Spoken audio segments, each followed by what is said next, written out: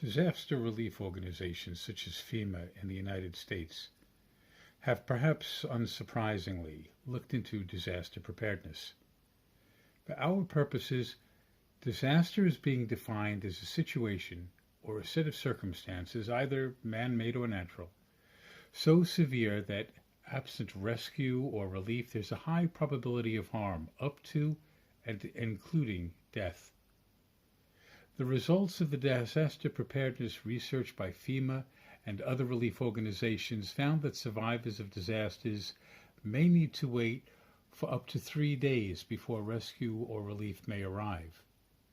And this led to their recommendation to members of the public to put together what they call a 72-hour bag, sometimes more commonly referred to as a bug-out bag or a go bag or a get-home bag.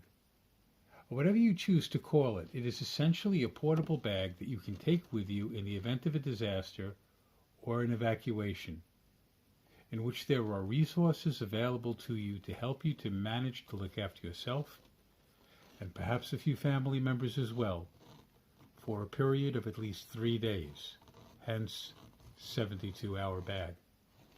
In this series, we're going to look at the individual components of such a bag, with a view towards helping those of you looking to assemble a 72-hour or bug-out bag in making better and more informed choices about the kit you choose to put in it.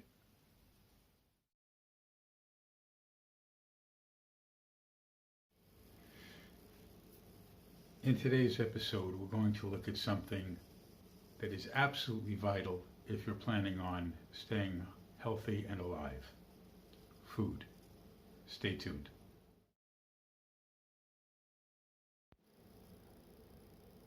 For some individuals, particularly individuals who like bushcrafting and things of this nature, it's not unusual to have the skills necessary to forage food out of an environment. There are edible plants, fish, birds, mammals. Using a combination of hunting, trapping, fishing, foraging, one can acquire food from the environment. However, the reality is that a disaster that causes you to have to use your emergency 72-hour bug-out bag may have also affected the local plant and wildlife, so that foraging may not be a practical option. It is therefore necessary that you carry food with you in that kit. Now, although it is a 72-hour bag, I do have more than 72 hours worth of food in that bag. That is to say, I have more than that for one person. For one person, I actually have 6 days worth of food instead of 3. And the reason is because I assume that I may well have a companion, and to me on full rations with that one additional, perhaps family member, is a good thing. If I'm in my car and I have 2 passengers, 3 passengers, there will be 3 or 4 of us. For 4 people, half rations. Short rations for 3, which is about 3/4 rations. And that's doable, because the human in reasonable health can certainly survive a couple of weeks without eating at all. So 3 or 4 days shouldn't present too much of a difficulty, except it will make you physically weak, tired, and unable to perform or function properly. Now, obviously, if you are on the march, if you're hiking, trying to get from where you are to someplace safe, you're going to burn more calories than if you're just set up in a tent and waiting it out. So that will partially determine how many calories you need to take in. But the reality is, particularly if you are on the march, particularly if you are trying to get from where you are to someplace safe, you may well be burning extra calories, and having something to eat will make all the difference. Now, one of the problems that you have with the kind of food that's normally sold to the public for putting into this kind of bag are rather expensive camp meals. Now, those meals are great when you're camping, because you're definitely going to use them. But something that's going into a disaster preparedness bag might be years before you ever need to use it. In fact, it might be so many years that you may need to replace it before you use it because you'll go beyond the shelf life. So everything in this bag has a 1 to 5 year shelf life, and it's predominantly made up of foods that I might ordinarily have, at least occasionally. And so I can rotate older stocks out and put newer things in to maintain my stock levels. And with the exception of one item, pretty much everything here is available from your local supermarket. You might be in a different area from where I am. You might be buying different brands, but the concept is essentially sound. I'm not going to show you anything that's particularly unusual. About the only thing that would qualify for that, well, we'll have a look at that in a moment. Stay tuned. Now, the only especially unusual item in this particular setup for food are these Lifeboat Rations. This is an old pack that I've just rotated out, and I have these which are rotating in. I'm only going to show you the one of the old stock because I'm going to open one of those up and show you what it consists of. Now, Lifeboat Rations are, like the name suggests, meant for lifeboats. They do not have the calorific content or the nutritional content that I would want to rely on if I were having to hike through the woods or rough terrain. They're intended for use on a life raft where you're physically inactive, and so you're burning minimal calories. Under that theory, one such box will last for 3 days. There are a number of bars in it, and to be fair, the 2,000 calories a day you should be eating as a normal adult are not contained in that. In fact, if we have a look at this, we have 9 servings in a box. Now, you're meant to have 3 servings in a day, 271 calories per serving. That falls well short of the 2,000 calories you would need, particularly if you're doing physical activity like hiking to get from a dangerous place to a safe one. However, as a supplement, it's not bad, not least because it has extra dietary fiber, vitamins, minerals, so forth. It's not bad all by itself, and it does have the advantage of you don't have to cook it, you can eat it on the go. So that's actually quite helpful. But again, it's designed for lifeboats. If you are planning on actually doing something on dry land where you are going to have to do some kind of physical activity, perhaps, as they say, hiking from one place to another, perhaps just going out to collect firewood, you are going to burn more calories, and therefore you will need a better calorific intake. So let's have a look at what these Lifeboat Rations actually look like and how they taste. So these are Seven Oceans Lifeboat Rations. These are the 2 new boxes. We'll put them aside for now and have a look at the old box, which has hit its expiration date. So when we open it up,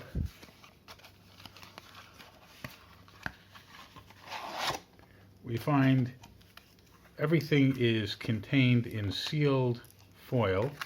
It has information about it, nutritional information and so forth. And normally this would remain sealed, and it has a 5-year shelf life, providing the seal is unbroken and undamaged. That's really its best before date. Realistically, these things probably last about 10 years, but I don't recommend that. I recommend replacing them when the time comes, which is why I have replacement packs. And this being the old pack, let's open it up and see what's inside. So here we have our 9 bars. And again, these are in plastic. I'm just going to open that up a bit.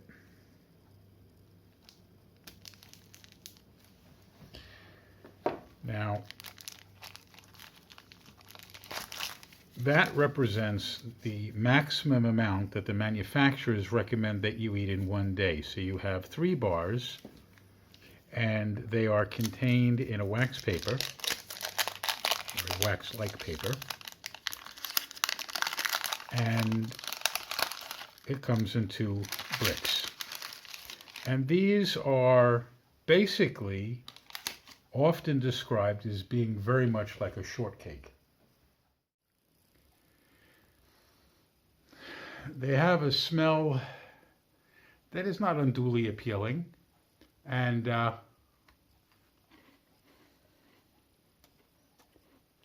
yeah, a lot like shortbread. If you like shortbread, you probably won't dislike these. It's not the best flavor. It's a little low on sweetness as it goes. There is sugar in these, so if, like me, you have to watch your sugar, you just don't want to snack on these. But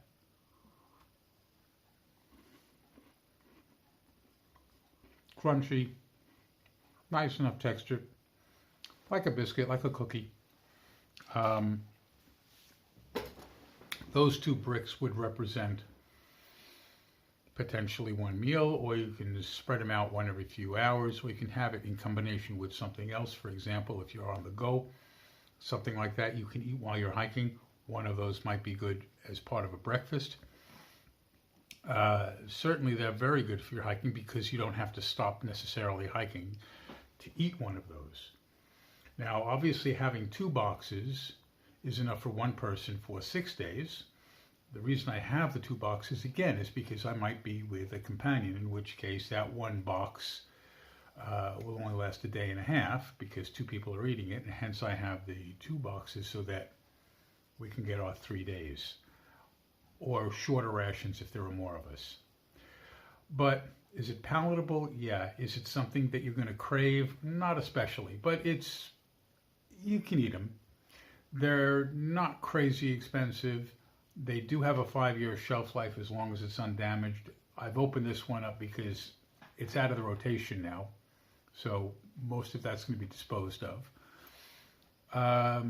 But they are okay, and they represent about 1/3 of the calories you need per day. So that brings us to the other 2/3. What will they consist of? To begin with, nuts are an excellent option. They provide lots of good calories and other vitamins, minerals, fats that you require for good health. They're also, again, something that doesn't need to be cooked and something that can be eaten on the go.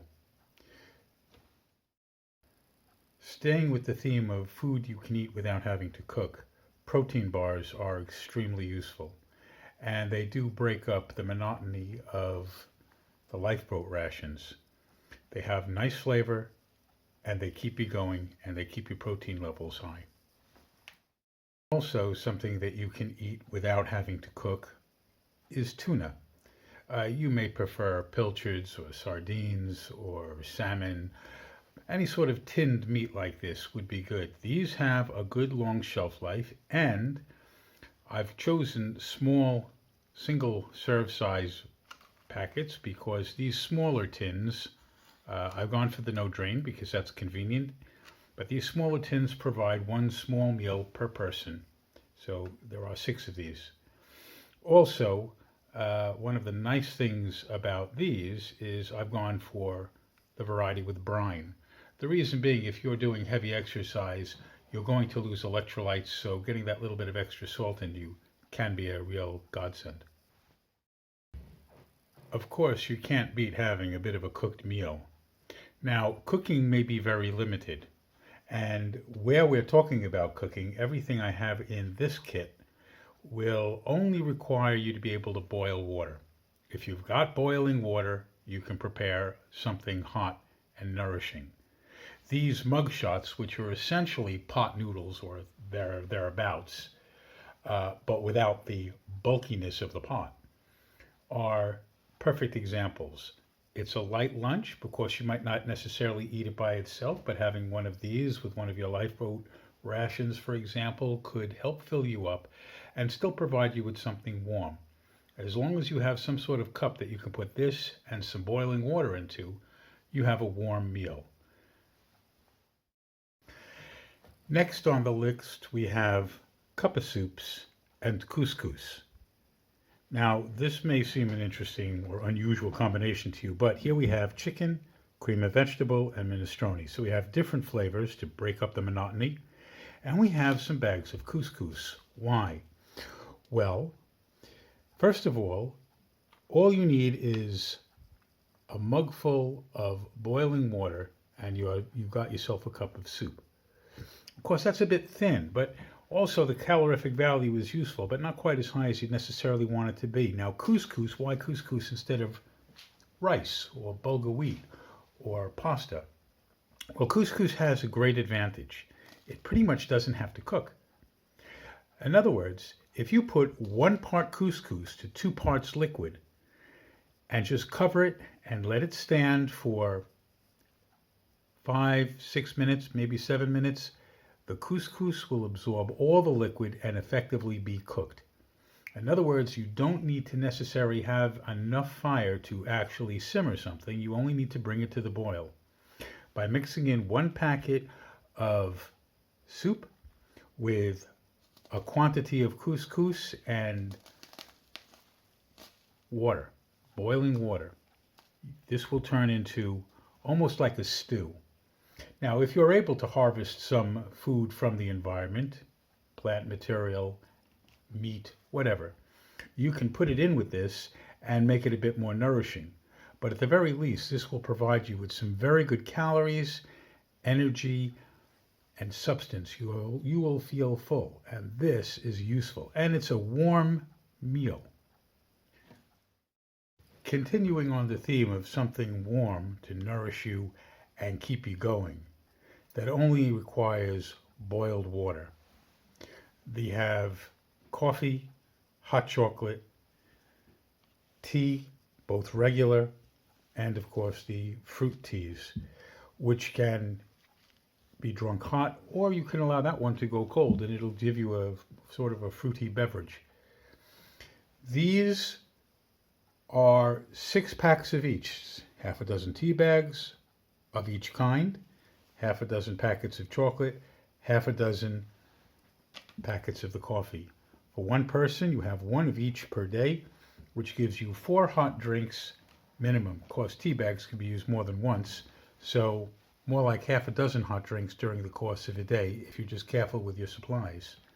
Obviously, in the case of some drinks, you may wish to bring something along the lines of powdered milk or sweeteners of some description, sugar packets or artificial sweetener at your discretion, as well as some packets of salt, for example.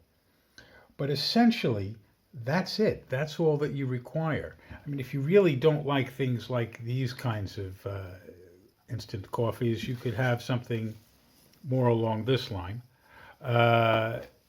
Brand isn't important. These happen to be Nescafe. I'm not endorsing them specifically, but I do drink their coffee, so there you go. I do understand, I'm not endorsing any specific brands here. These are just things that I'm able to pick up at my local supermarket that have allowed me in a relatively small amount of space and relatively limited weight to have enough food to provide me with, if I were on my own, over 2,000 calories a day for 6 days, which allows me or myself and a companion or 2 or 3 to get through that crucial 72-hour period.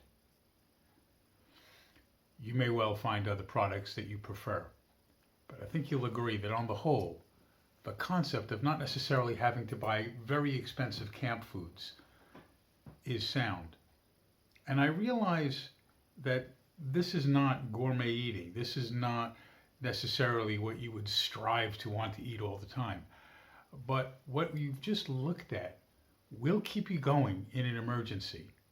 Remember, this is disaster preparedness, not a camping trip. So you want to have a minimum of a certain number of calories. You want them to be palatable enough that you will eat them without feeling nauseated. And you want to be able to rotate them periodically so that you always have reasonably fresh ingredients or foodstuffs in your bag, because you don't know when you're going to need it. And when you do, you want it to be in date, you want it to be good in quality. The other half of this equation, water, we'll cover in our next episode. In the meantime, I hope you enjoyed this and I hope you found it interesting and useful. I would ask you to like this if you have, and I would ask you to share this. Help the channel grow, because as we grow, we can do more. And if you really like us, subscribe. Click the bell icon so you can see the next videos that we do. Anyway, I'll see you in the next one. Have a good one.